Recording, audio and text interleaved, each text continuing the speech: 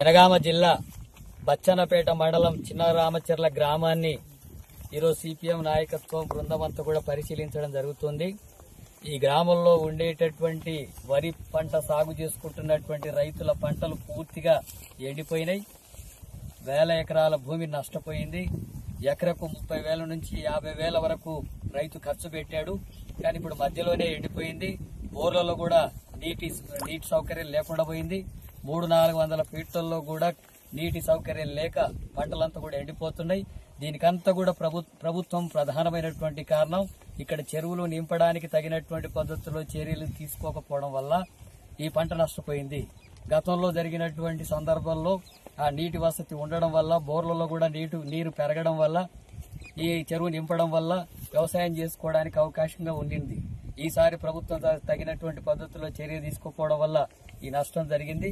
అందుకనే రాష్ట్ర ప్రభుత్వం వెంటనే స్పందించి జిల్లా కలెక్టర్ కూడా స్పందించి ఇక్కడ ఉండేటటువంటి ఎంత వరి పంట నష్టపోయిందో ప్రభుత్వం సర్వే చేయించాలా, ఎకరకు 50,000 చొప్పున నష్టపరిహారం చెల్లించాలి. భవిష్యత్తులో ఇలాంటి పద్ధతిలో జరగకుండా ప్రభుత్వమే చర్యలు తీసుకోవాల్సినటువంటి అవసరం ఉంది.